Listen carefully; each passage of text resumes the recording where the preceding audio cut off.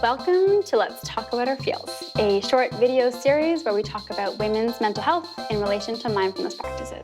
So, we've talked about awareness of body sensations and our feelings and emotions.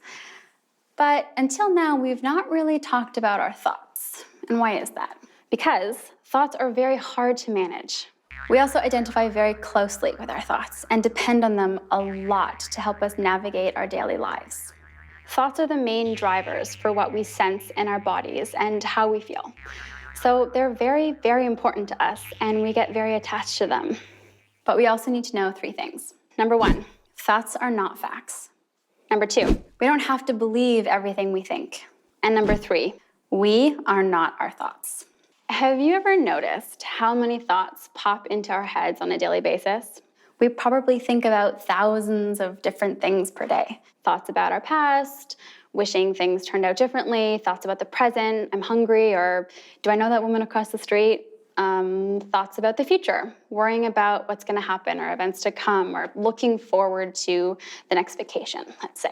So many thoughts, but the interesting thing is that thoughts can have powerful effects on how we feel and what we do. When we adopt a mindful approach to our mental health preservation, this is a great place to start. Think of this phrase as a simple mantra. Repeat it to yourself and mold it to fit your way of experiencing. The simplest way to understand this concept is our thoughts are never set in stone. They are not necessarily reality, and they are not us. Pretty simple. This is especially important to remember because our thoughts greatly affect how we feel on a daily basis.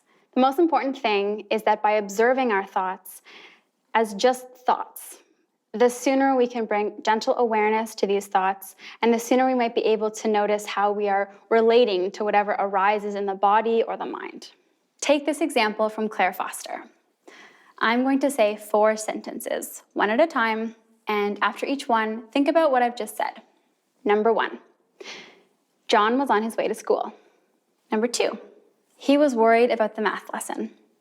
Number 3, he was not sure he could control the class today. Number 4, it was not part of a caretaker's duty. Did you keep readjusting who you thought John was? Yes! Do we really know who he is after hearing these 4 sentences? No! No. That's because they're just thoughts. They're not facts. Oh. We'll let you mull all that over while you watch the next episode of Ghost BFF. And don't forget to check out the Center for Mindfulness Studies. The links are below. We'll see you next time.